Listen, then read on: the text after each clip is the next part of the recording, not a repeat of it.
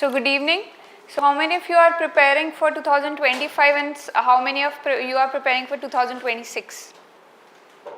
Most of you for 25? Okay. So today we will be discussing about your sociology optional, right? So now if you are attending this session, you should understand the importance of this session because you have entered a very important phase in the preparation. The choice of optional is something which can make or break your chance of getting selected in UPSC examination. Throughout the years, if we say, the optional examination has been the kingmaker, right? If you are doing good in optional examination, automatically it means that you will get a good rank, right? If not in your top 100 or top 300, but if you are not getting a good marks in your optional examination, then your chance goes away. Right? So if we are talking about optional, your 500 marks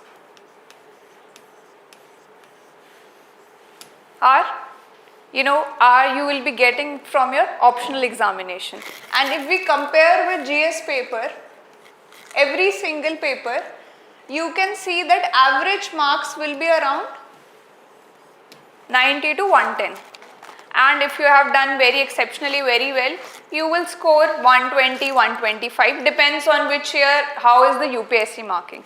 But if we are talking about optional examination, there is a scope of scoring up to 310 marks, and when I am talking about range, above 275 up to 310 is seen as a good score. So if you are scoring 275 and above that, you have a very good chance of clearing examination. But once your score goes beneath your 275, your chance goes away. Because here, there is a very less scope of increasing more marks than here, right? Because say question every year changes, right? The syllabus of GS is very wide, right? Then every year you have to update your things, right? Your current affairs changes, your integration with different kinds of dynamic component changes. So there is a lot of dynamic component involved here, right? Although your optional examination also, nowadays we have current affair, but still there is a lot of static part, right? And scoring your above your 275 up to 310 is much more easier provided you get a good grasp over the subject rather than your GS examination, right? GS papers are important, that's for sure, but here in UPSC examination, it's a competitive exam. We are aiming at those areas where we can maximize our score. At the end of the day, everything will be getting added up, but we will make sure that when this area has this scope, right, we utilize it to the maximum potential, right? That is why I said that this is a very important phase now. Previous to today, you were doing your GS part, right? It's common to everyone. Now your preparation mode has to change, right? First of all, your hard work component will increase here, your commitment level will increase here. If you compare with GSA, your classes are going on, you attend your class, next day it's okay, even if you didn't revise, okay, I'll revise it on the weekend, that's fine. But that doesn't work with your optional, right? You are doing a subject which your people who are doing graduation, say for example in sociology, they are studying the same things, right? They cover in 3 years, right? You have to cover in next 3-4 months. You have to understand the concepts, right? The understanding of concept is on me. I will make sure that none of the topic is left behind and everything is covered very lucidly. But your commitment has to be there when we are talking about optional. You cannot leave even one single day without revision, because next day when you will come, you will not understand. Because this is something you are starting from scratch. I think mostly of you might be of your engineering background or medical background, or say BSc or your commerce background. Right? Very less you will find that okay, you are from humanities background and you had certain, you have already studied. Very less percentage. This is something you're starting from scratch. You have no idea what the syllabus is. If I'm talking about, say, different thinkers in sociology, Karl Marx is there, Emile Durkheim is there. Who are they? What are the theories? How to study the society? Everything is very new. So this commitment and hard work has to be there in your optional preparation. Otherwise, you will lag behind, and this can never be achieved. Right? So every day we will discuss how we will go about the program, but one thing from day one today, from just start of the lecture, I want to get that commitment from you. Every day I want that if, in the class we are having 2 hours lecture, when you go back home, at least 40 to 45 minutes should be spent on revising whatever has been done in the class. I'm not asking you to pick up bulky books or refer to multiple books. No, just what has been taught in the class. Just you have to revise it. And the thing with revision is, if you have not understood anything, come the next day, come and meet me, ask me things. But if you're not reading, it gets piled on, and after 3.5 months, when the batch is over, 3.5, 4 months it's over, you are at point 1 only, right? And it's not GS. GS you have done in school, you have an idea about ancient history, you have an idea about your polity, constitution part, some idea you have. Here you don't have any idea. So first of all, when you are starting today with choosing of your optional, first thing you have to promise yourself that I have to be committed enough, I have to work very hard, I have to work every single day, because without optional you cannot clear your examination. You have to have this score above minimum. I am talking about minimum 275 score we are scoring. We will go up to your 310. Right? This year if you talk about rank 2, Animesh Pradhan, he is sociology optional, rank 10, Medha Anand, like this lot many people have scored good marks, right? 285 was the score of rank 2, Medha Anand, she is the topper, she has scored 315 marks, right? So all these people, if you compare their marks with GS, almost everybody will be having kind of a similar, marks. Top 50 ranks you will see GS almost similar. The jump in marks come when you get good marks in your optional. So that is the importance of your optional examination here. It's the kingmaker, right? It will make or break your chance of clearing this examination, right? Are we clear here? So this promise you have to make with yourself once you start. Whatever concepts are there, right? Whatever notes are there, you don't have to worry about that. In the class itself, we will have a good interactive class. We will have integration of even PYQs also. We will discuss that in detail in a short while.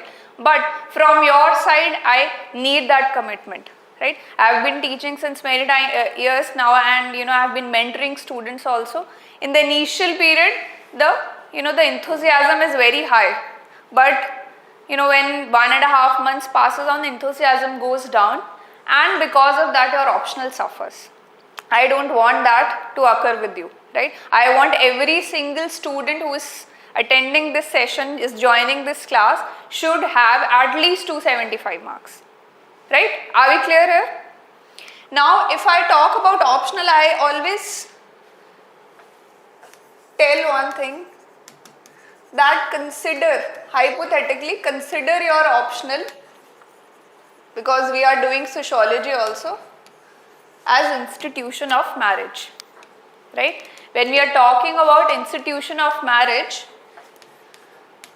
it is based on pillars of love, respect and commitment, right? Same kind of love, same kind of passion you need to have for your optional exam. If you don't feel interested, right, please, then you cannot score this 270 marks, because see, if you are opting for sociology, for example, now God forbid you don't clear in your first attempt. Next attempt, the context of GS paper, current affairs will change, right? So you will have something new to read, right? It will not be boring, but optional remains with you for your entire preparation till the time you get a rank. So second chance, again you have to do the similar things. In case you have 6 chances, general category, if you don't clear, say if you are clearing in your 4th attempt, 5th attempt, so if I take 6 chances, so 6 times you are doing the same static part, right? So if I compare with the analogy of your marriage, when somebody gets married, they have to be in love with their partner, right? Otherwise 24/7 with that person till death, they cannot live with that person, right? So similar kind of love and passion you should have for the subject, that I'll really love to read about sociology optional, that you have to cultivate in yourself, right? Otherwise in between it will be a problem, right? In between you realize that okay, this is not my cup of tea, I'm feeling bored, I'm not that passionate about this subject. In between you will realize that now what to do, right? Should I change the optional? What should I do? Similar happens with marriage also. Once you are in the marriage, then getting a divorce is very difficult, right? You think twice and your life becomes hell. Similar thing is with your optional, right? And you have to respect. Respect is a very important component of your optional. Respect your optional. Give proper time to it, right? Read the concepts. Don't read them superficially, right? Do your own brainstorming also. Come and meet me the next day. Ask question, ma'am, this thing, if I am thinking about this example from current affair, how do I, connect with that? So give that kind of respect and time to your optional examination also. And lastly, again, like I told you, you have to be very committed to your subject, right? Again and again when I am repeating these things, because optional is a very crucial part of your preparation. If optional is not done well, right, again you will not clear this examination, right? So these three things you have to remember. You have to be passionate about, you have to be loving the subject, that even in case you don't clear, I really want you all clear in your first attempt, in case, because if you talk about UPSC, it's not a 100-meter sprint, it's a marathon, right? Sometimes it takes time and it's okay, right? It's not exam of acceptance, it is exam of rejection, right? There is also a joke about UPSC that you falling from 50th floor and surviving is more than getting selected in UPSC, right? So it's not about you. The competition is very tough and harsh, right? So around this journey, at least you should be knowing that my optional part is sorted, right? I really like this subject. Even if I have to read for 4 times, I am good to go. I really like to read about this particular thing. That you should be very clear about your optional examination, right? Are we clear here? Right? Any doubts here up till now? Okay. Moving forward.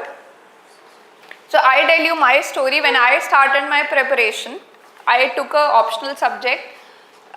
Because I was a science student, I am dentist by my graduation. So people said that okay, because it's a technical subject, you are from science background, take it and you will do it good in this particular subject. Like I am not taking in the name because again I don't want to belittle. All the optionals are good if you have interest in it.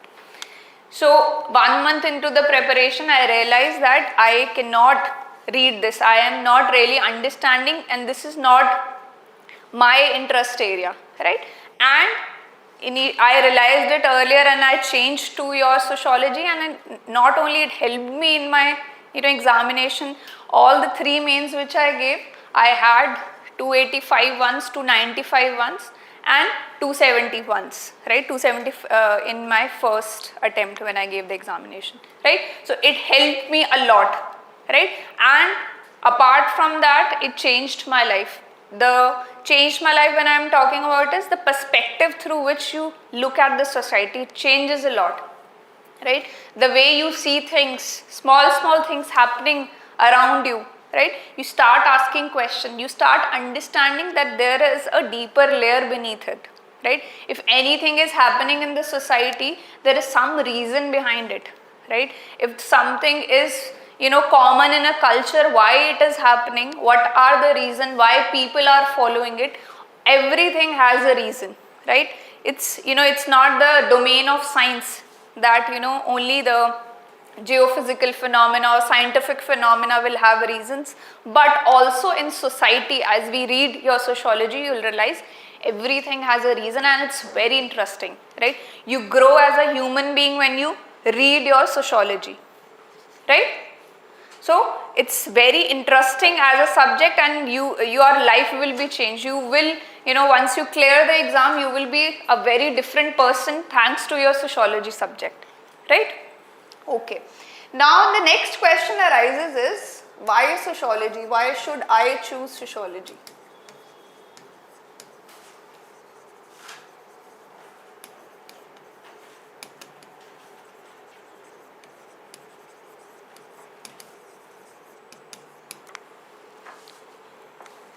Somebody has asked to introduce, so in case you don't know, sorry I didn't introduce myself. My name is Shilpa. I'm a UPSC 2008 rank holder and I have consecutively scored good marks in sociology, right? I think PCM I have taken few classes. Have you attended my GS classes, any one of you? Probably next, when your Indian society part comes, I'll be taking an essay also. Anyhow, moving forward. So now the question is, why should I choose sociology as an optional? So when we are talking sociology as an optional, first thing is, it has lot of overlapping areas with GS. This is the first thing, right? So when you are reading your GS, GS1 Indian society is there, right? GS2 social justice is there. Social justice will be in your paper 2. We will briefly be discussing, after some time we will be discussing about the syllabus also. So your overlapping areas, GS2, your social justice is there. Then in your ethics part also, many case studies you will be helped by your sociological knowledge. Then your essay paper, right? Essay paper, lot of things which you have learned in your sociology. The horizon which you broaden yourself by reading your sociology, that will be helpful in your GS part also. So there is a lot of overlapping here. It will help in your socio also, it will help in your GS part also. If I talk, say if I take example of essay in my every attempt I have scored 154, in 150 plus marks I have scored, and all thanks to sociology, because you develop that habit of thinking in a more deeper sense. You develop that habit of questioning things, why this is happening. It's not a dry subject, right? It's not that you have to mug up facts and you are good to go. No, you have to relate it with the present times, right? You have to cover your relevance also, how this theory if I'm doing, how it is relevant. All these things will be doing, and in the meantime this helps in to have that mindset where you can write a very good essay also. Right? So it has lot of overlapping things. So if we talk about very general things, that why should I take sociology, there are other subjects also. One major benefit is there is lot of overlapping. GS1, GS2, GS4 also, and essay also, right? Apart from your GS3 part, you will find overlapping everywhere, right? Then it has been a subject where consistent scores have come, right? People have consistently over the years, because we have seen in UPSC there have been years where people have got very less marks also. There were years from 2013 to 17, public administration as an optional subject, very less marks were being given, right? And through the years it was seen like a trend, some optional subjects somehow were being targeted, but socio has remained a very consistent scorer, right? Throughout the years, I will not say that nobody has scored low marks here, but people who are getting ranks, there have been a very good number of people who had a sociology optional. At the end of the day, you have to clear the exam, right? Even if I tell you it will change your life or it will overlap with the GS, right? That's a secondary thing for one time. Secondly, you would want that my first priority is I should get good marks here, right? How socio has performed. Socio has over the year performed very well, right? If you today also go, I have given you 2 examples in top 20 only. If you go today and see your top 100, many ranks come from your sociology optional, right? And even if you move further beyond 200, 300 ranks also, people have scored consistently in your sociology paper. So scoring good marks has never been a problem in your sociology, right? Okay. Then the thing about sociology is there is a very interesting combination of your static and dynamic part, right? Like I told, there will be a part, static part, where you have to learn things, right? You have to learn the theories, you have to learn about different thinkers, you have to learn their names, you have to learn the criticism. But interesting part is there is a current affair integration also.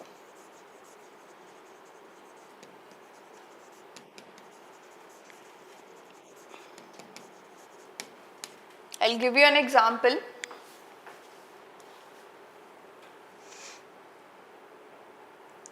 So this is a file we have prepared. This has been curated by me. So where we have used your current affairs like this, and we have related with the sociological static part, right? Like in your sociology, there is a chapter family, marriage and kinship. Now very recently in your Uttarakhand, what has happened? They have made it mandatory to register your live-in relationships, right? Now this is the GS part. If your question comes in GS, you will write arguments for, arguments against, right? Registering the live-in marriages. That's it. Very superficial thing. Now what we will be doing is we will be covering it from the sociological perspective, right? What different thinkers have talked about it, right? Say for example, there is a thinker by the name of very important thinker, and don't worry right now, I am just giving you an example that how we will be integrating. We will be doing all the thinkers once we start a syllabus. So Anthony Giddens is there, he is a very important thinker in your sociology. So he has given the concept of plastic love. So he names that plastic love is something where you are present with the person until your convenience is there.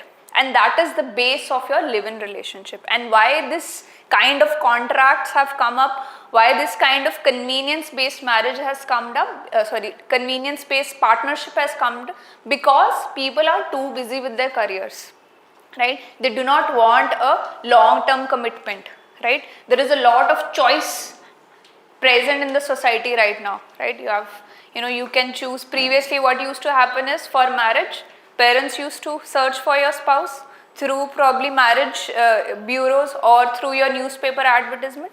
Today you have so many things, you have so many websites, even sathishadi.com, you have Facebook, you have Instagram, you have dating apps, right? So choices have broadened. Nobody wants to settle in, right? So this is the deeper thinking about live-in relationship. If today live-in relationship is present, right?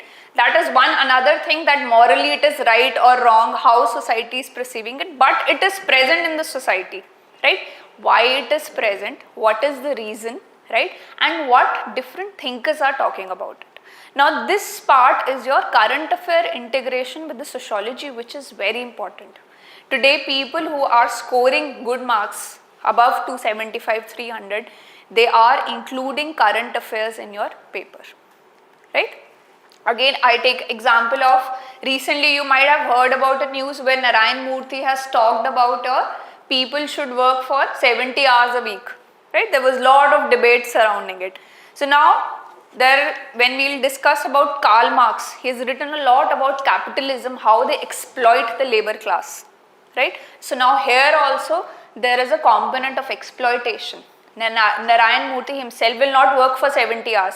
His subordinates or his employees will work. They are kind of a labor class for him. But the maximum profit will go to him only, right? To Narayan Murthy. On the hard work of people who are just working on wages, on salaries. But the profit will go to the capitalist, that is Narayan Murthy. So now that is a very simple topic, right? Your current affairs thing. But if you are not integrating this dynamic current affairs part in your paper, you will not get good marks, right? Because see, content static is same for everyone. Everybody studies the same sources. Everybody studies the same books. Today Telegram has ended the information asymmetry. Everything is available on Telegram. It's not that you don't know which kind of books or PDFs are available. Everybody knows. But difference will come when you start using these things, when you start using your current affairs integration. If tomorrow question on Karl Marx comes, You should be able to integrate with this news, and we will learn this art, right? This will develop over time, right? Automatically you will not, like you have attended one lecture of sociology and tomorrow you pick up a newspaper and you are able to connect it. That will not happen. We will learn this process, right? And that is very important. Mostly whatever is happening in different sociology classes is that static part is done very nice, dynamic is left on the student, and your answer writing also. We are combining 3 parts. Static also, we will be discussing current affair integration also, and answer writing part. If anyone has attended my GS lecture, you might be knowing answer writing is a very important component of my lectures. After every class, we discuss one PYQ, right? It's a practice. So that we will be continuing in your optional paper also. Obviously, after 2 or 3 classes, you should have some content also, but PYQ's discussion will be a very important part here. By the end of your course, almost every PYQ would be covered. You will be getting even model answers for that. Your discussion of current affairs will be done in the class itself, and over the time whatever news keeps on coming, I'll be sharing it with you, right? In fact, on Telegram we have a group. Regularly I keep on sharing the news which are relevant to your sociology also, right? So like this, current affair integration is important if you want to score in this range, because static part everybody will be writing. If they ask about Karl Marx theory, there is nothing extra you can write, right? Whatever Karl Marx wrote in his book, you have to write those things, but you can convey to the examiner that this news came and I can connect it with your Karl Marx theory also. So that is my level of understanding, right? That is the relevance I can give with respect to your theory. So that will make the difference, and that we are including in the course itself, right? Are we getting the point? Right? So this kind of deeper thinking comes with sociology. Again to sum up, I'll give you another example. Recently you might have read about a news where Zomato divided its delivery boy fleet into your vegetarian and non-vegetarian, that your people who are ordering your vegetarian food, the delivery boys will be having a green uniform, and who will be delivering non-vegetarian food, they will be wearing your red. So now this appears as a very simple company policy, like they want to streamline the process. But if you are a sociology student, you know this distinction between vegetarian and non-vegetarian stems from your caste system, right? It has a base in caste system where your non-vegetarianism was seen as a practice of people belonging to low caste, right? And it will lead to more caste discrimination. We will discuss this concept in a deeper form when we'll move on to paper 2. But again, news is simple. It might appear like it's a company policy, but people who knew where the source of this segregation lies, they were able to protest, and ultimately Zomato pulled back this policy. They said a neutral uniform will be there, right? So these kind of integration we will be doing. If we are covering Women Reservation Act or your surrogacy, same-sex marriages, or we are talking about your reservation, right? Because here there is a tendency in the paper, and especially in paper 2, that you write a very generic GS2 answer. We do not want that. So we will, while we are doing the paper 2 part, we will develop certain framework, certain concept where your answer remains sociologically relevant. You don't write a GS answer, because your same-sex marriage question can come in your GS also, in your GS1 so Indian society part, or even in your GS2 polity part. But if it comes in sociology, how to differentiate, what type of integration with thinkers you have to come up, all these things we will be doing in the class itself. You don't have to do extra hard work that okay, now the syllabus is over, now how do I integrate the current affairs? We will be doing in the class itself. Right? Are we clear here? Are you understanding? Okay. Now, I'll just minimize it.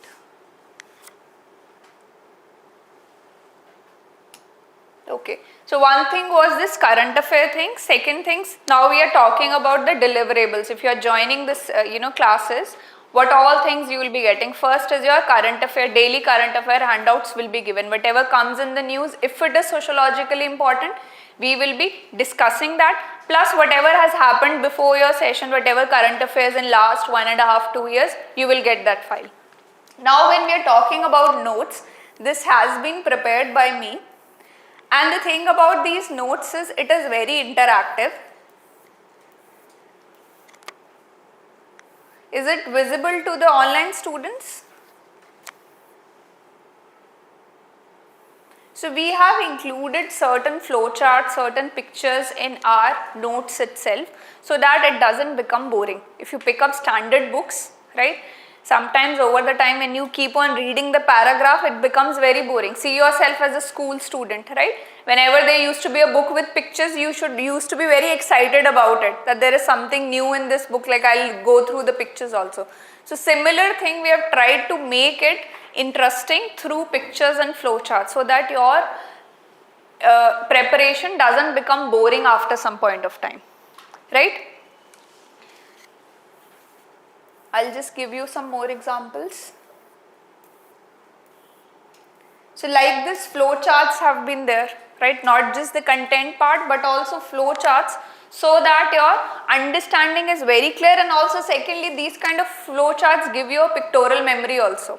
So if you have seen certain infographics, certain flowchart, it becomes very easy to remember things in your examination, right? So current affair integration, deliverables if we are talking about, second, very interactive printed notes. Now these notes have been prepared from standard books, right? Syllabus book is there, I forgot to bring, I thought I'll bring today. It's a very thick blue book is there. That's one standard book seen as a Bible for your sociology preparation. Then there is a book by the name of Ritzer. Then there are IGNOU notes also. IGNOU is your Indira Gandhi Open University, where your BA sociology notes are very essential. The thing about those notes is that those have been prepared by the professor, same professors who will be checking your paper also, right? They are usually from those universities only. So now what I have done is, because compiling and reading all the three things become difficult, so these notes are very comprehensive. These have been prepared from your Syllabus, from your Ritzer, if paper 1 I am talking about IGNOU. Nothing has been left. So your work has been made easy. Out of, you don't have to go out of these notes. Everything is provided here, right? Current affairs is also there, and everything, important topics, whatever are there in the standard books, it is covered in the notes, right? So it's a very comprehensive thing. Apart from that, I made certain short notes also during my preparation. So like this, I used to prepare certain, so now say 2 days before your sociology optional exam or 1 week before the exam. Now if your notes, say Karl Marx notes, or this is one of the chapter politics and society, minimum 60-70 page chapter is there. So now revising 60-70 pages of each topic will not be possible in 1 week, which is given before the exam, right? So now what I'll be doing is, I'll be giving you these short pages, short handouts, flowcharts, where your entire chapter, here in this one sheet, entire chapter is discussed. You just read this, you are good to go, right? And this is, I am talking when you have covered that topic, say 2-3 times, you have revised it, you have written answers, then this becomes very useful, right? It's like when you are in the college, what happens? So, college, everybody is like this only. If you are in the exam, what you will do is, you will, ask your friend before the exam, just show me the points, right? I'll remember everything. Just tell me what points I have to written. So similar, these handouts will work in this way, that you will have certain guidelines here. Your entire chapter will be revised through here. So I'll be giving everything in the class itself. Only one thing I want is commitment from your side. I can provide things, I can teach, I can give you mentorship whenever you want. You can reach me out on Telegram at any point of time. You can come to me 10 times, 20 times, but commitment has to come from you, right? I want a two-way interaction in the class, right? I want, if we are at the institute putting efforts for you, preparing notes, updating current affairs daily, giving you PYQ solutions, giving you, comprehensive notes, giving you handwritten notes also, right? So you should also be, putting up some efforts in between, right? So these kind of notes will be given, right? Are we clear here? So deliverables are comprehensive notes, which will be given to you. They have been covered from standard books. You do not need to read them, right? Secondly, your current affairs magazine will be given, and daily any news come up, you will be updated through that. Then at the end of the chapter, a handout which is a summary of the entire chapters will be given in a flowchart form so that your revision becomes quick. Right? Are we clear here? Okay, I'll just go through the online.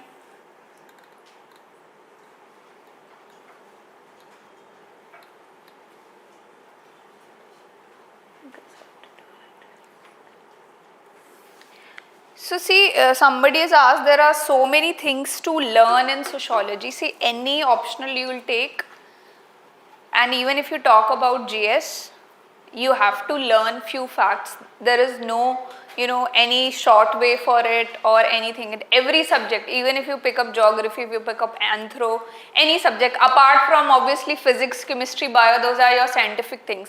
But the other part of those things is lot of practice is needed. Right, round 1 year you need, say if you are taking up maths as an optional, 1 full year every day you will need practice. Even 2 days you leave maths practice, you will be back to square one.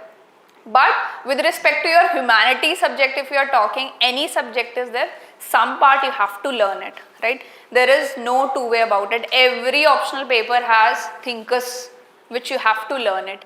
But in the class, we will make sure that your concepts are clear so that your learning process becomes easy, right? Your concepts are so crystal clear that when you go back home, you can through flowchart, understand the things that, okay, if I have taught one theory that this happens, after this happens, and ultimately this will lead to this particular phenomena, right? So your learning process will be easier in the way that we will be teaching you through certain frameworks, through certain shortcuts, through certain mnemonics, right? We will make sure that your concepts are clear. Your learning will become easy, but it's not that there will be a total lack of learning. Something has to come from you, right? Indian education system total all, if we see it, it's mostly learning based, right? You cannot escape that. So, but from my side, I'll assure you one thing, that in the class itself, concepts are so clear that when you go back, your learning part will be much easier, right? Are we getting the point?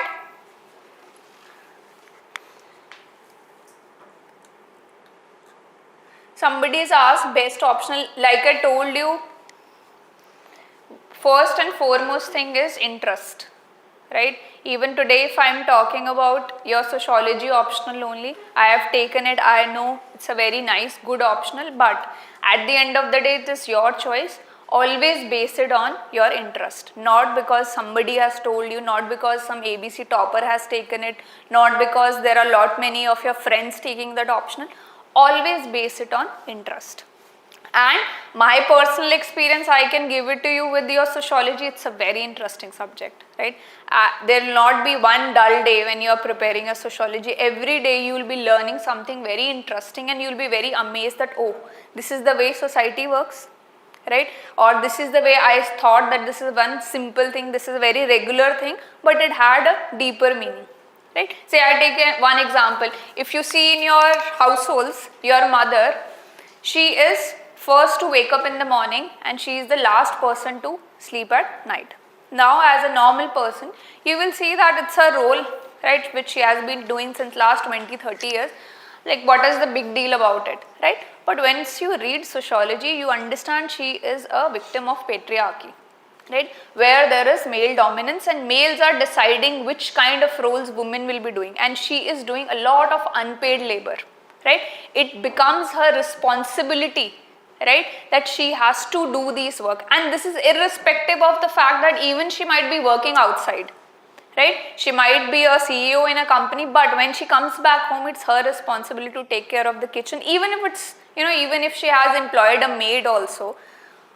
What happens is, with maid, her workload might decrease, but to explain the maid what to eat, right, which groceries are to be ordered, which are to be, are getting finished, all these things are taken care of by the women of the family, even if she is working, right? Then it is her responsibility to take care of the children, So once you read sociology, you realize that why she has been given such burden, right? Why, if today's women, we are saying why there is a dual burden. This gender role of taking care of the household is not expected from men. Why this is happening, right? Is she a victim? Or even, if we are talking about male dominance, who formed these rules? Who gave the gender roles, right? Why women, although they are getting exploited, why they are still doing all these things? Why they are doing unpaid labor, right? So all these questions will be answered when you do your sociology, right? And you start seeing things with a very different perspective when you study sociology, right? And I seldom find any person who says that sociology is not interested, because if you are not finding sociology interesting, probably you are not doing it from the right source. Because one thing I guarantee with sociology is, if you are doing it from a right source, from a right mentor, it will be the most interesting part of your preparation. You will be so light with respect to your optional part, right? And one major advantage I forgot to tell you about sociology, very crisp syllabus, right? It's the only syllabus which gets completed in 3.5 to 4 months, right? After that, you dedicatedly do a self-study of 1 month, you are done with this optional subject, right? So we start with, say, mid of July we started.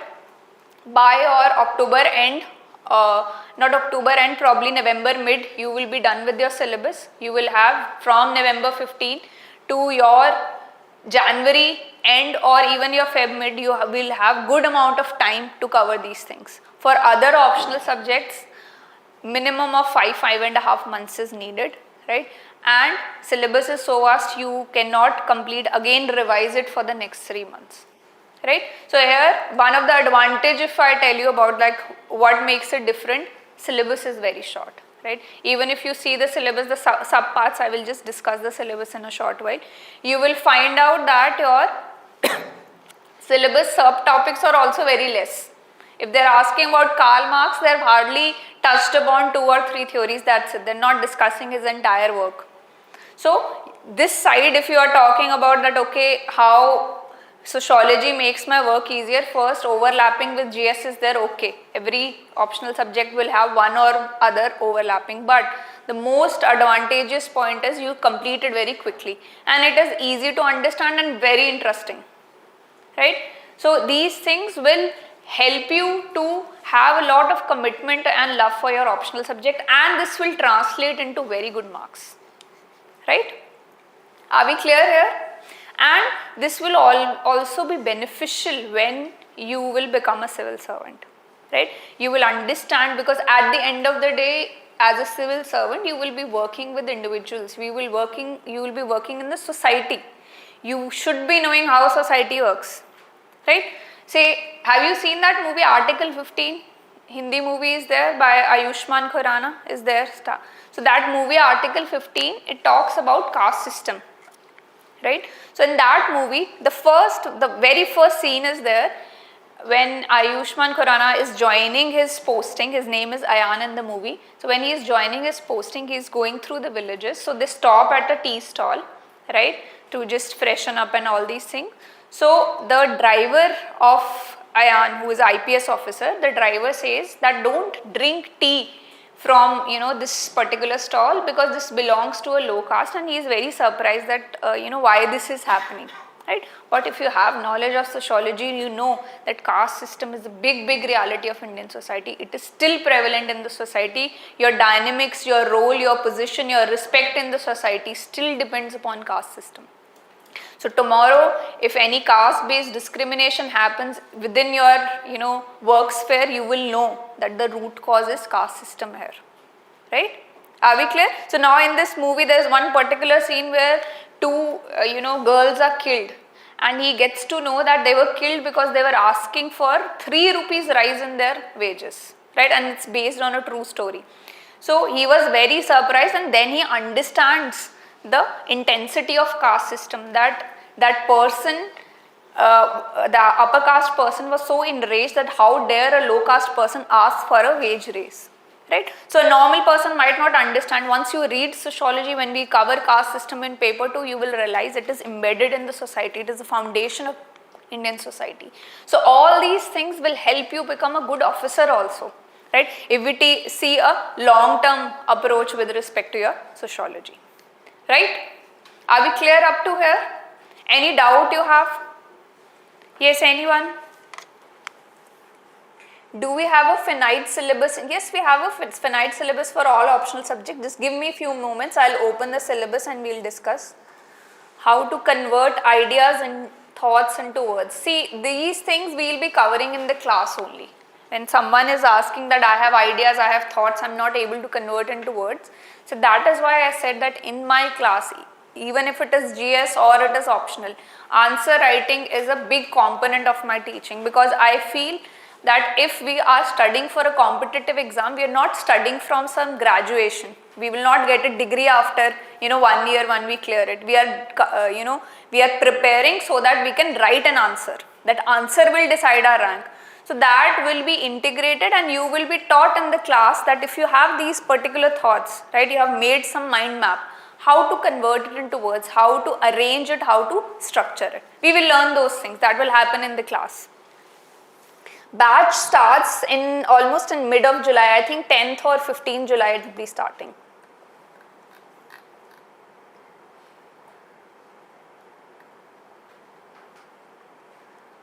Sources, NCERT, I'll just discuss the sources now.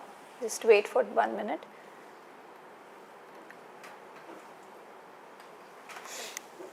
Now, we will see the syllabus now for sociology.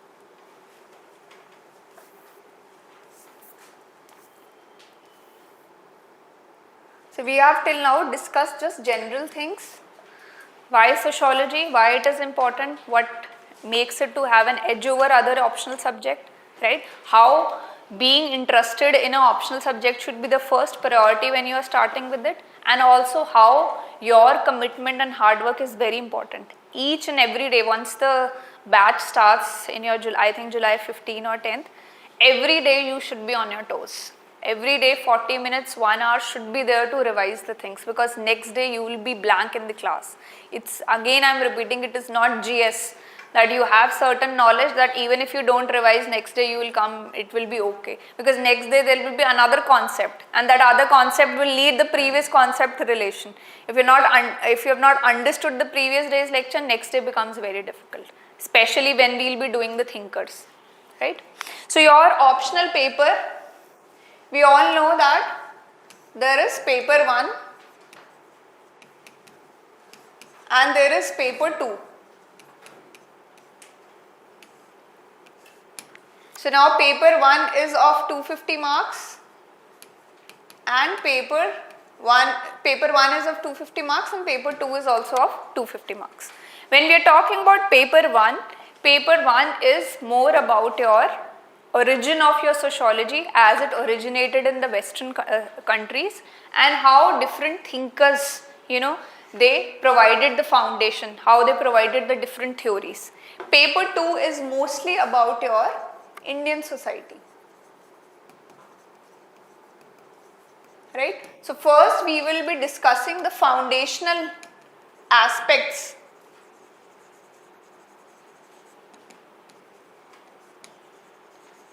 here in the paper 1, right? There will be foreign thinkers will be there. We will discuss the general concepts, stratification, right? What is inequality, what is poverty, how about your politics, about your work, economic behavior, all these things we will be discussing, right? Foundational things. And then in the paper 2 we will be applying those concepts and see how they are relevant for Indian society, right? But there is one big myth is there, that whatever you have learned in paper 1 should not be used in paper 2, right? The thinkers which you have learned here in paper 1 can be used here also, right? Usually we have Indian thinkers, a lot of Indian thinkers is there, but there is no hard segregation between paper 1 and paper 2. In fact, over the years it has been seen, UPSC has asked Indian society based questions even in paper 1. Right? They've given a theory by a Western thinker and they've asked how it is relevant for the Indian society. So this watertight compartmentalization is not there, and we will make sure in your, the lectures that we will have side by side, we will keep on seeing that if we are doing some concept in paper 1, what is its relevance for your Indian society, right? That we will keep on covering, right? So paper 1 is your foundational aspects, mostly about your concepts about which we will be doing in sociology, Western thinkers will be there, and its application will be in the paper 2, right? So now if we see the syllabus, I will give you general idea of the syllabus so you know what you are getting into.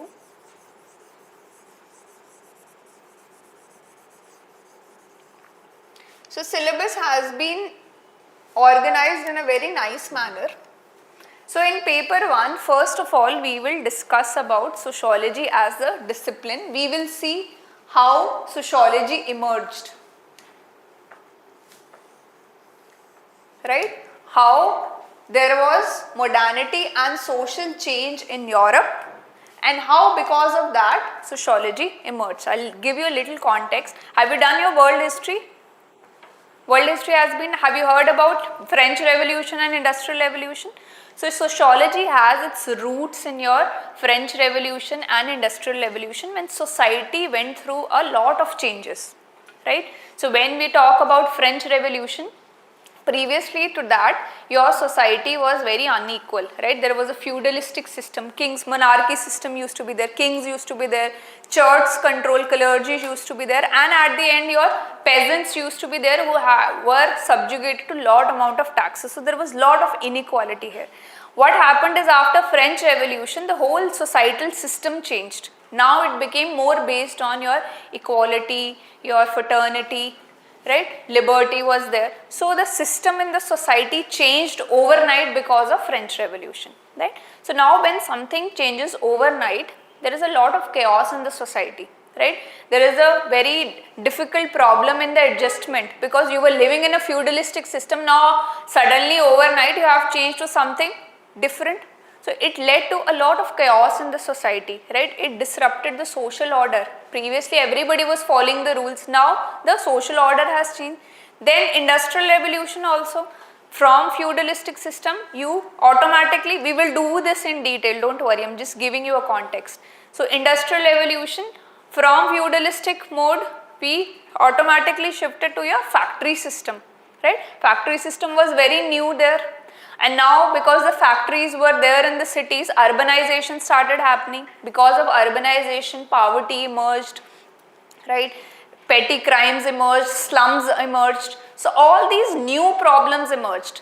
People were little curious that how a change in system which is more open, which is based on more equality, but problems have increased, right? Why poverty increased, why slums have increased, why crime rate has increased, why people are having problem in adjusting to this system, right? How new system of hierarchy is formed, monarchy has been abolished, now new system has emerged. So now all these lot of questions were there because of the social change which happened in Europe, right? When your societal system changes, right? Previously you were having kings, now you have a parliamentary system, right? You changed overnight. So there will be a difficulty in adjustment for some time, and there will be lot of social disorder, there will be new questions. So sociology emerged to give answers to these questions.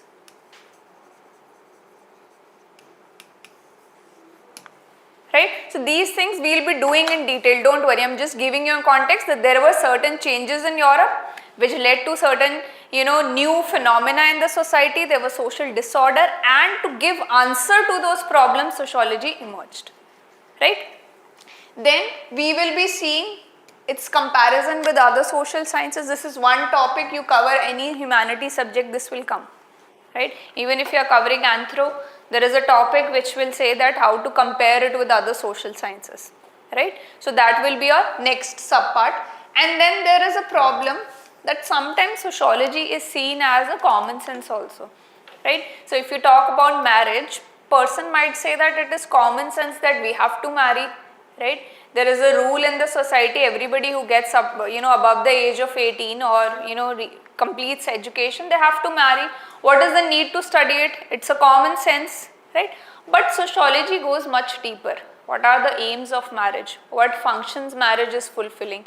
Why marriage as an institution has, remained in the society for such long time? Right? It could have disappeared today when live-in relationships are also increasing, but still marriage as an institution is surviving. It's still an important part.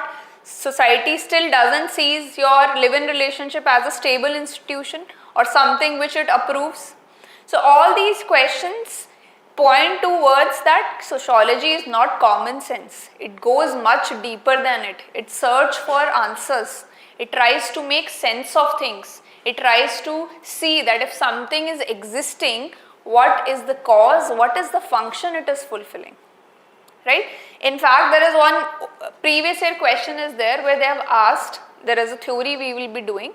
So they have asked that what is, you have to discuss why your corruption persists in the society, what is the function, right? So there are certain thinkers who hold this view that if something in society is existing, there has to be a function, right? Something which is existing, it is not existing out of the view in a vacuum. There will be some function it is fulfilling. Those thinkers we will do, they are known as functionalist thinkers who think that every phenomena, every institution has some function.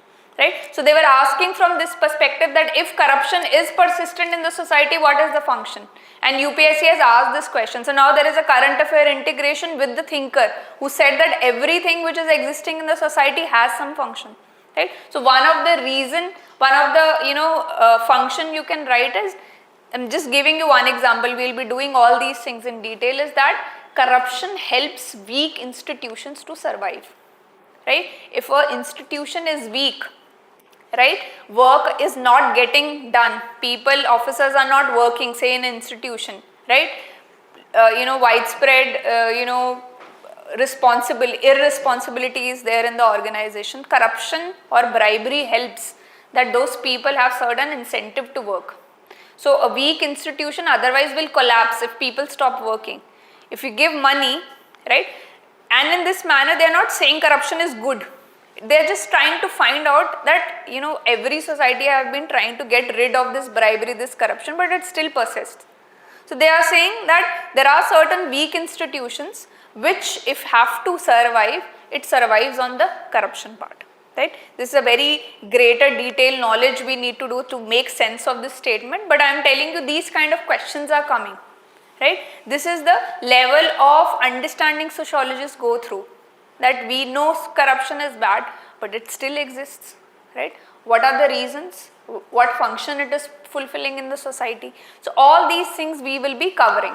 And so now this question is taken from the thinker who is by the name of Merton. He talks about two types of functions.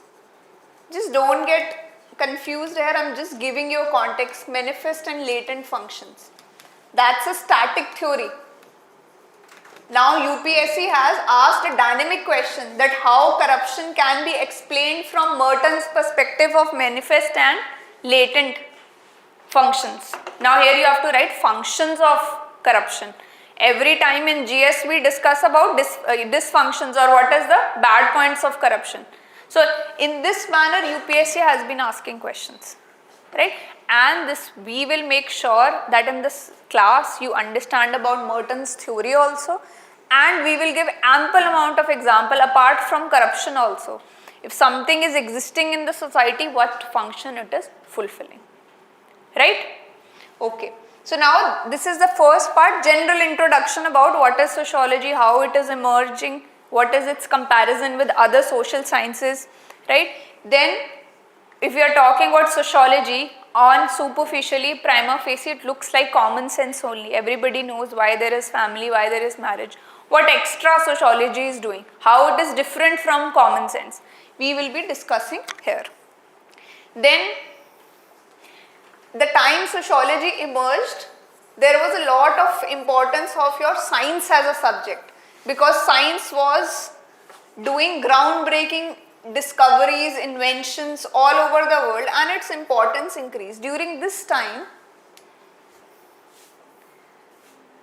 there was a question within the sociologists that can sociology function as a scientific thing, right? Can we actually do research in the society and prove something and construct theories around it? So that part we will be doing in the second part of your paper 1. That is your sociology as science, right?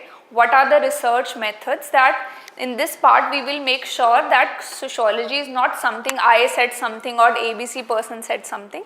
We are basing it on proper research. We are doing proper surveys. We are doing proper case studies, and then we are formulating your theories. That part will come in your this sociology as science. Then in the third part we will be discussing what are the research methods, right? If we are proving something, what are we doing? Are we interviewing? Are we doing a case study, right? Or are we taking up any historical record? So all these methods we will be covering there. So you can see the flow here.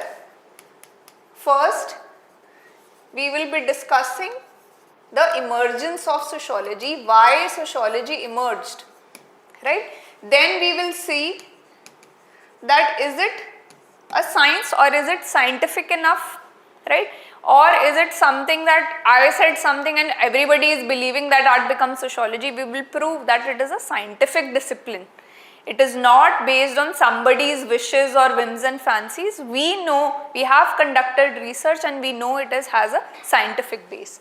Then we will be doing the research method, that if we are keeping it as a scientific discipline, what are the research methods we are doing, right?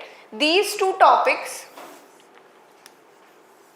they require total knowledge of the subject, right? So these two topics, and they are little bit boring also. So these two topics we usually do at the end of paper 1. We'll start with emergence of sociology, then we move on to the sociological thinker, which is the major part of your preparation. Your maximum marks in your paper 1 comes from your thinkers itself. So first part we will do this, and by the time we have done all the subject, then only these two parts make sense. Otherwise it is boring and you don't understand few things also, right? So we will from emergence of sociology directly jump to the thinkers, and these two topics we will be doing now at the last when you have certain context about your subject, right? Okay. And these all things I have realized from my preparation itself, right? Usually people at the start doing research methods, sociology as the science, and in between it is realized that people are not able to, students are not able to gain, sense out of it. When I started my preparation directly after emergence of sociology, I was not understanding research methods because there was talk of different thinkers which I have not done. Right? Not just the thinkers which are given in the syllabus, there were other thinkers also. So I was not making a sense out of second chapter and third chapter because I have not read about those thinkers. I was not knowing what is functionalism, what is conflict theory. So before you do this chapter, we will do the other part of paper 1, and at the end we will see that how different methods have been used to prove these theories, right? How sociology is a science, right? Anyhow, moving forward, next part is your sociological thinkers. Now this is the most important part of your syllabus. So in your syllabus there are different Western thinkers have been given: Karl Marx, Emile Durkheim, Max Weber, Talcott Parsons, Merton and Mead. Right? So these are the thinkers which form your basis of your sociological understanding.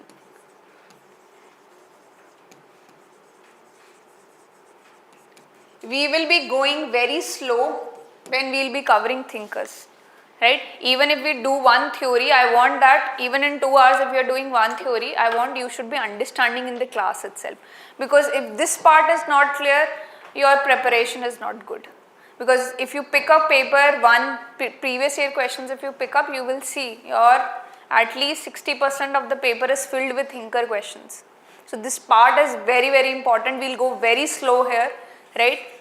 Even if one theory I have to repeat twice or thrice, I will do that, right? After the class you come and ask me, because my role as a teacher will be not fulfilled if thinkers are not done, right? So this part we will be doing very nicely. We will be doing using infographics, we will be using different flow charts to understand, we will be using current affair examples, right? If I am talking about Karl Marx any theory, right, these words will not make sense right now when we will do it. So I'll make sure, say Emile Durkheim, he has a theory on religion, he has a theory on suicide also.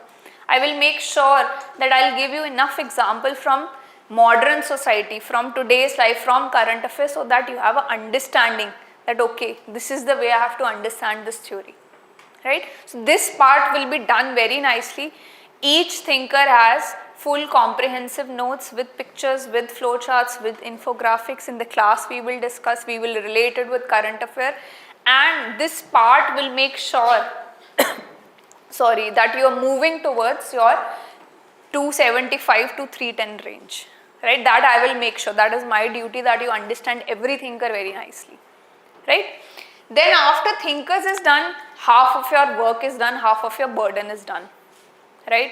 So you will feel very relaxed with the next few chapters, because again they are not as heavy as these thinkers are, right? When we will do the thinkers part, make sure you don't miss any class, you don't miss your revision also, right? And whatever PYQ or question we are discussing, you attempt it also, right? And when you are attempting any answers, I will be available after the class, you can come and get it checked. So this mentorship provision is there within the optional classroom teaching only, right? If you are having another class, and make a PDF out of your answer, send it to me on Telegram, right? Okay, moving forward. So now after that, next topic is your stratification and mobility. Now after thinkers, we will start having certain components of the society, that if I am talking about society, what are the different areas if I am talking about, say society is there, there will always be stratification. Stratification will be ranking of individuals will be there. It might be according to income, your upper class, your middle class, your lower class. According to caste it can be there, according to religion it can be there, according to ethnicity it can be there. So we will see that how your stratification forms the basis of the society. What are the different theories with respect to your stratification? How society gets divided into different layers on base of different parameters, right? Why it is there, right? And what are the views of different thinkers regarding that, which we will be covering in this chapter. This is a very interesting and nice chapter, stratification and mobility. Then after that,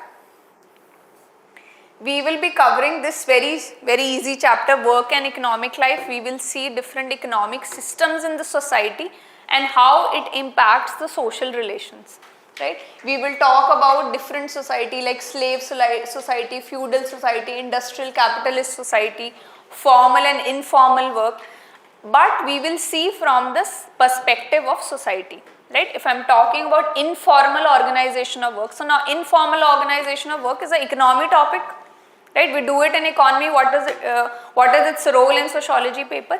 Here we will try to see if there is informal work, what different sections of people are working here, right? Why 90% of the people are there in informal organization in India, if we are talking about. Why women are mostly there in low paying informal jobs, right? Why informal jobs are existing, what benefit the capitalist class is gaining out of it. So all these bigger questions, deeper questions beyond the layer, because in economy you will just do what is informal organization of work, what is the percentage, right? What is the advantage or what is the disadvantage, that's it.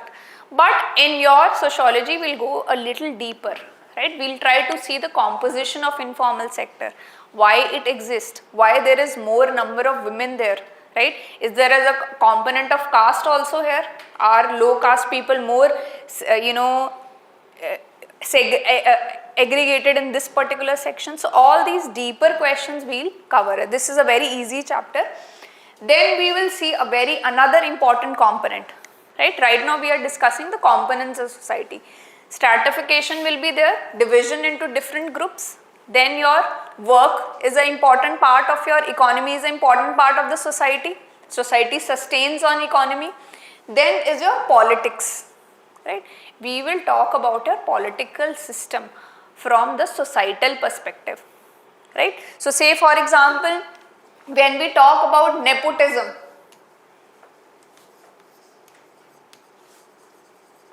or when we talk about elite class,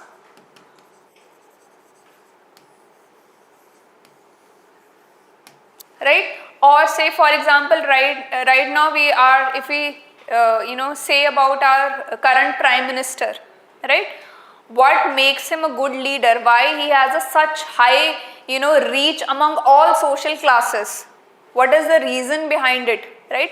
What is the, in paper 2 we will also see that if we are talking about politics in India, how caste is important there, right? People are not voting randomly, they are voting according to caste, according to religion. These things will be covered by sociology, and very interesting things, right? Say for example, in your 2000, after your general elections in 2014, immediately there were UP elections, right? So now in UP elections, BJP as a party knew that Yadav vote will never go to them. Yadavs will vote for your Samajwadi party. That is the caste equation in UP. If you have read a little bit about, if you have a little context about UP elections. So your Yadav vote will not go to them. And Mayawati is another leader in your UP. Jata vote, Jata is Dalit vote is there, that will go to Mayawati, right? So they realize that these two groups who are the kingmakers in UP, they will never vote for us. So there is no benefit in appeasing this voter. We can give them freebies, we can convince them, we can hold rallies. They will still, on the last day, they will vote for their own caste. So what they did was that these two castes are not only two castes which are present in UP. They organized non-Yadav,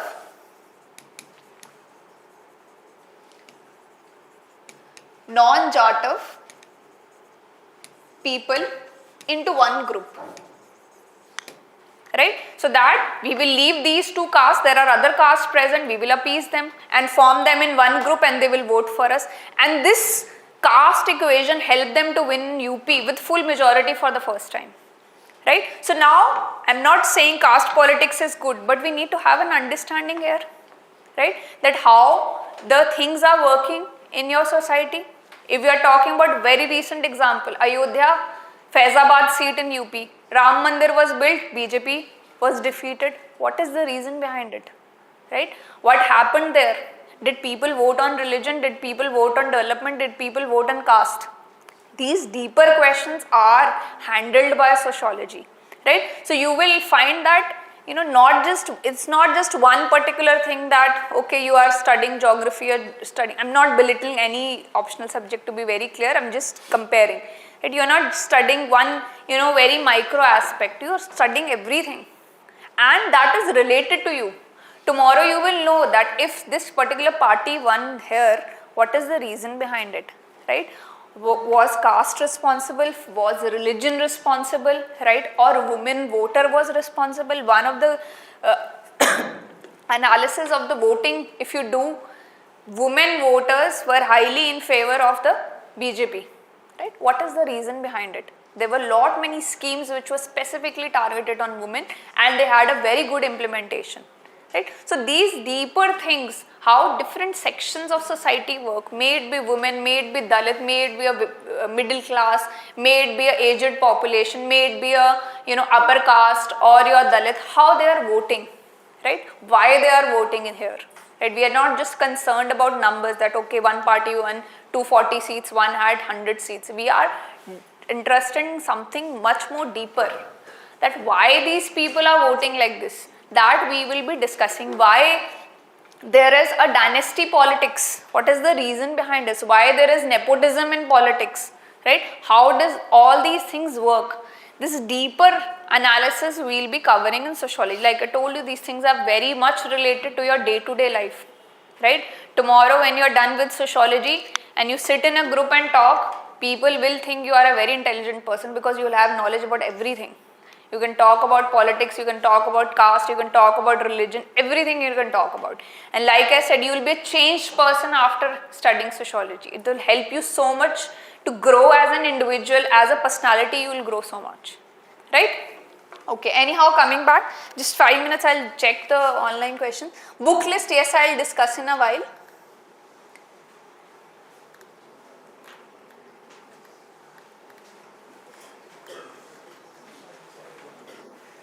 How many thinkers should be there in the answer? Answer writing and your sources we will discuss after we are done with this. Now, very quickly we will see a few things.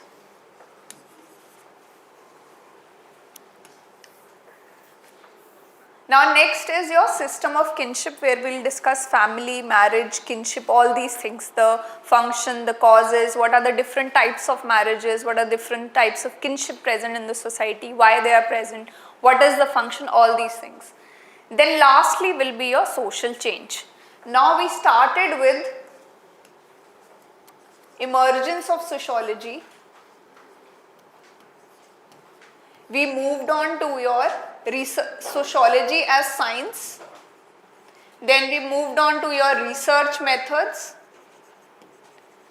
Then we moved on to your components of the society, where we discussed the stratification, politics, kinship system, right? And lastly, we will see that how these things have undergone a change.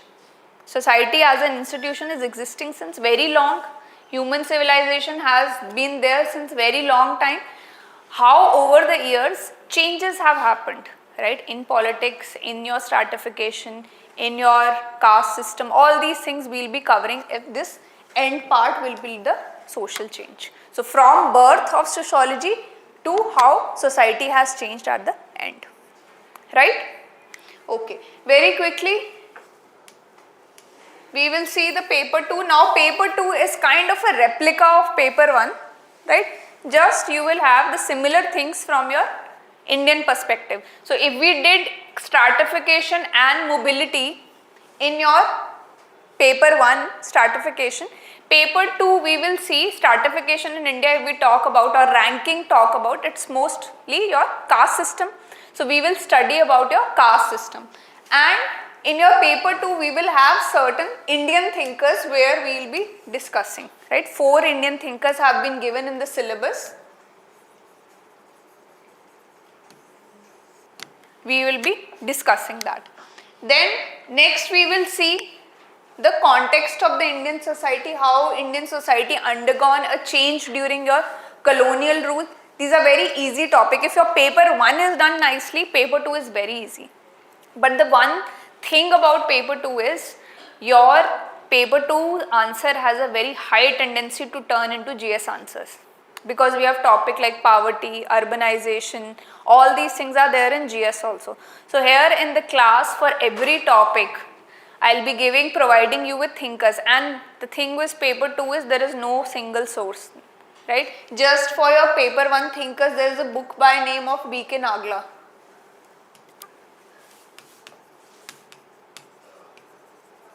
Right? Apart from that, IGNOU notes are there, but they are very bulky, right? Apart from that, there is no single source which you can study. Paper 1, it is possible people usually study essential sociology, so that one book suffices. But paper 2 has to be first of all updated with current affair. There has to be case studies also, right? Then there have to be thinkers beyond these 4. Right? So say for example, here we will be discussing green revolution in paper 2. Now green revolution is a GS question, right? You cannot write about hybrid varieties or your fertilizer use. That is not related to your Indian society. You have to be more concerned from the farmer's perspective, landlords, your laborers, your agricultural middlemen which were there. You have to see what was the level of income inequality which green revolution brought in, right? We will see different, and what type of farmer movements that happened. So now here you have to go beyond these 4 thinkers, and you need to have case studies. Like there are a lot of case studies where your sociologists have specifically gone to say Punjab state where green revolution was there, or UP state they have gone, and they have covered different, impact of green revolution from societal perspective. Now these are not given at one place anywhere, right?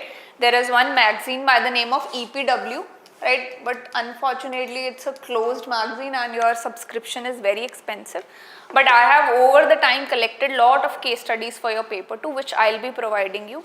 There are thinkers beyond what is given in your syllabus for each and every topic to make sure your paper 2 answer don't become your GS answer, right? That sociological relevance remain. That will be given as a content for you. You don't have to worry about it.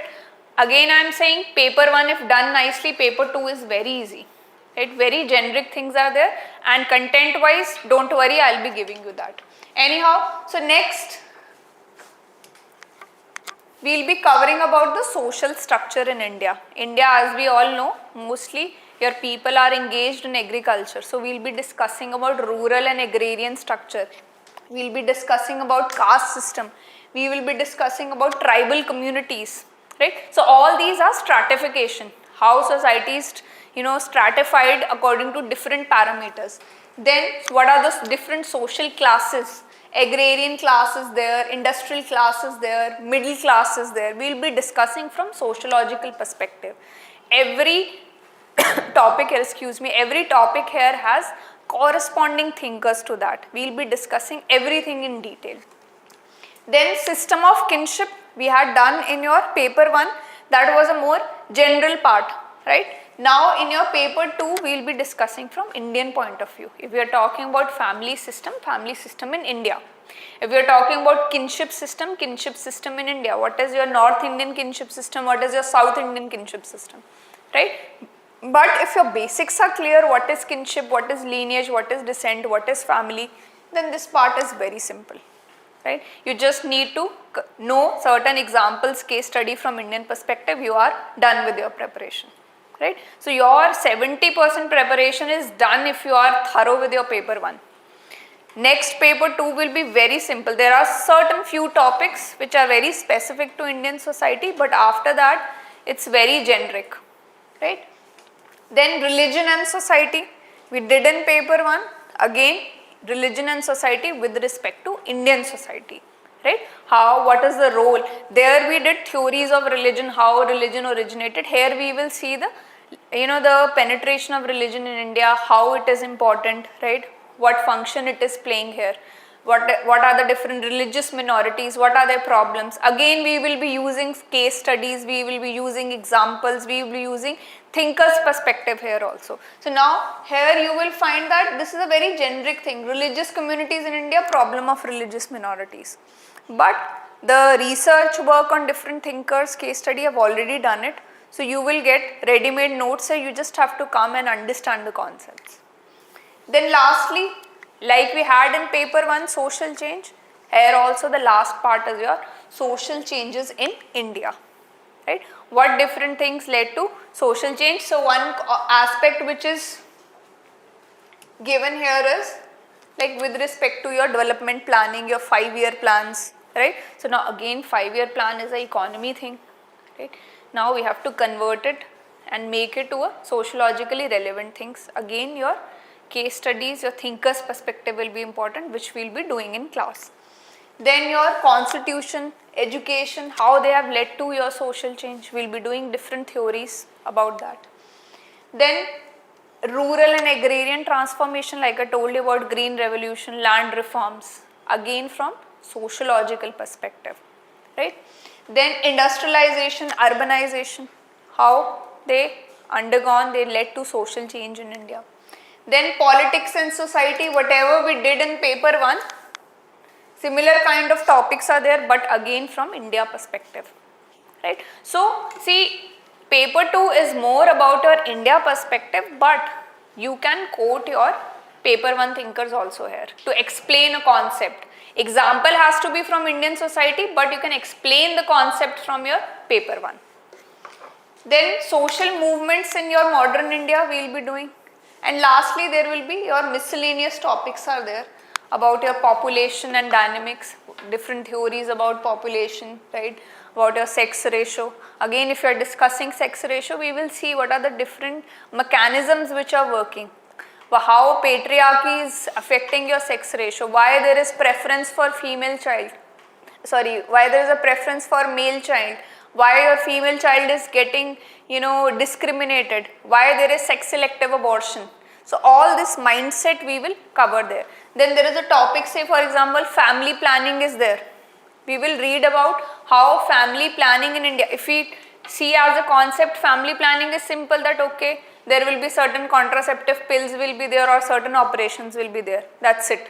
But we will study from the societal aspect how women have to bear the burden of family planning, right? When the procedure for the sterilization in women is much more dangerous, but men in the society never go for sterilization because somehow it is related to their male ego, right, to their power. There is a misconception that if there is a sterilization procedure, they will lose their masculinity. This myth is there. So we will see how concepts in the society, they impact the family planning also. When your female sterilization process is more harmful, more tedious to do, still women are forced to do the sterilization process instead of males doing it, right? So all these things we will see, even family planning from your society perspective. And then lastly we will see certain, when we are talking about social change or social transformation, certain challenges are also there. Your caste conflicts, your ethnic conflicts are there. Then your poverty, deprivation, inequality. Again, these are very generic topic. If you read, you will see that okay, this is very easy, I have done in your GS also. No, we will be doing more deeper understanding of these things. We will be seeing what different thinkers have told, what different research methodologies derived from the case studies they did, surveys they did, right? Are we clear? So 2 papers, one is your foundational concepts and has Western thinkers. Second, paper 2 is having similar concepts but more from a Indian perspective, right? And major part of the paper 2 we will be discussing more Indian specific example, more Indian thinkers which are not even mentioned here, right? I have collected it from diverse resources during my preparation and after that also. So you don't have to worry about paper 2 at all, right? Are we clear here? Okay. Very quickly, I'll just explain few things and then we'll. One question has come about sources. See, sources, like I told you, paper 1, there is a book by the name of Harlumbus. Again, this book cannot be read cover to cover. Every chapter you cannot read. There are some irrelevant chapters also and it is difficult to understand. Then there is a book called Ritzer, from which only thinkers have to be done. And then there is IGNU. So I told you in the first initial few minutes of the class only, if you are covering sociology from my notes, everything has been taken from here. So you can just refer to those notes and you are good to go, right? But still, if you want, you can refer to this. And plus, if you are just new to sociology, so there is a book, Essentials of Sociology by Nitin Sangwan. But that's a very basic book, right? Very short concepts are given there, right? This book will be beneficial only to understand things, but if you are aiming at 275, 310, it doesn't have much content. Just when you are just a beginner, right? You just have to say till July 10, you want that I should read at least first chapter or I should have certain base. So you can buy this book. This is very simple to understand, but for your 275 to 310 range, something extra has to be done. Either you read these standard books, right? Or I'll be providing you notes, you can do it from there. Every important thing which is given in these resources is covered, right? Now paper 2, there is just one book, Indian Sociological Thought,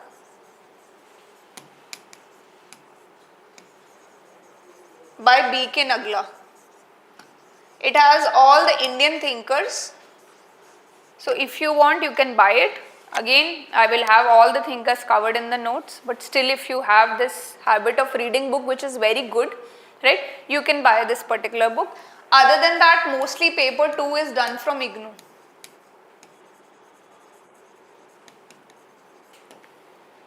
Right, and IGNOU material also, I'll just show you.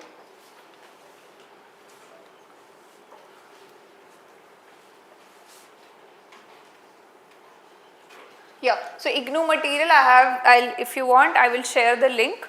So I have in the Google Drive, I have segregated all, because IGNOU notes again are very scattered here and there. So paper 1, paper 2, and even in the paper 1 I have done different segregation, that this is thinkers, this is your politics and society.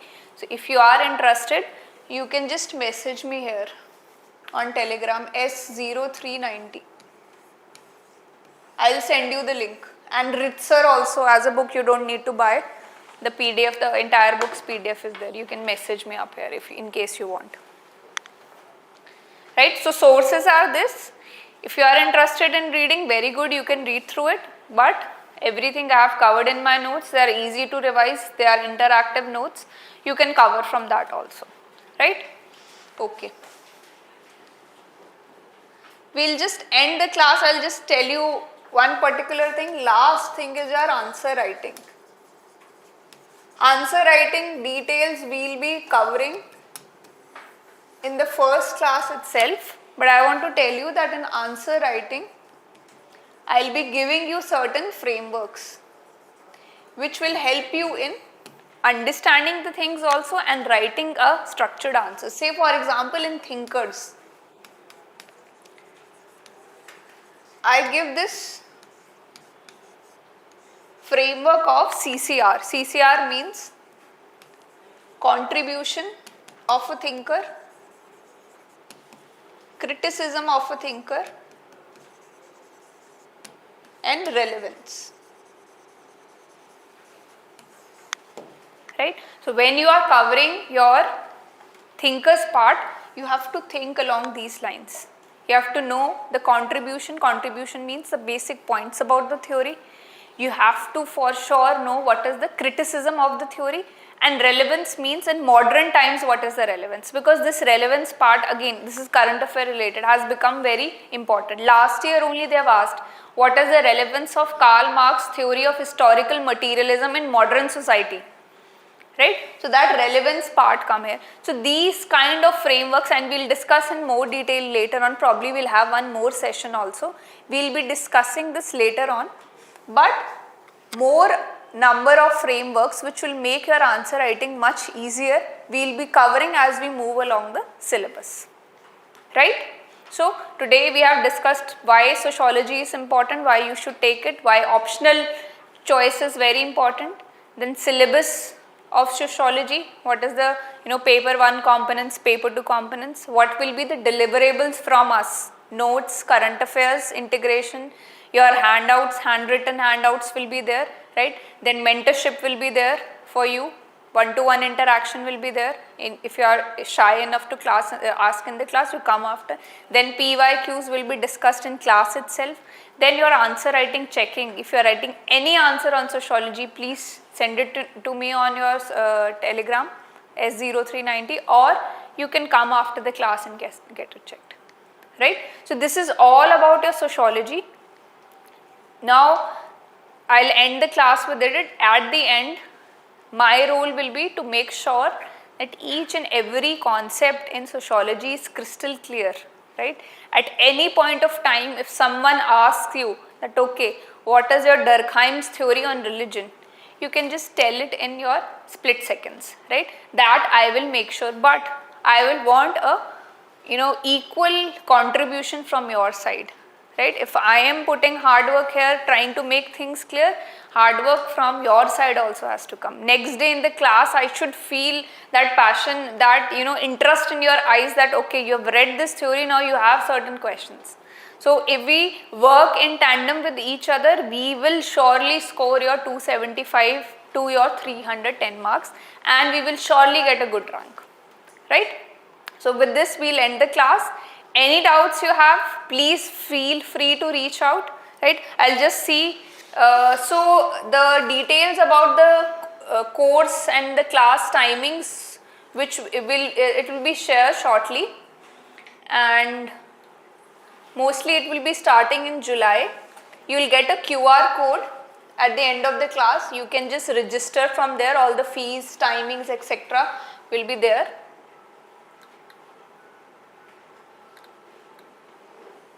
And any other doubt is there, personal doubt, mentorship, etc. You can just message me up. And your mode of classes will be online and offline both, right? So if you are a working professional, anyone from the online side, you will you can have that particular class on the online mode. You are wherever you are working, or you are not in the city, right, or you cannot travel, you can attend the class in the online mode also, right? Rest details, you will get a QR code, register it, fees details, timings, etc. everything will be there. Other than that, just please message me here. Anything you have not understood, not just about your sociology, even if you are having a problem with respect to your UPSC, any kind of subject, you can just message me up. And there is a group specifically, I'll just write it here, for your sociology. I don't know how many have joined it. You can type on Telegram AS Sociology with Shilpa. You can get an idea about the content. I have shared lot of content there. So you can search on the Telegram and join that group. Or in case you have a personal query, reach out here. S03, both are on your Telegram only. Right? So thank you so much. All the best.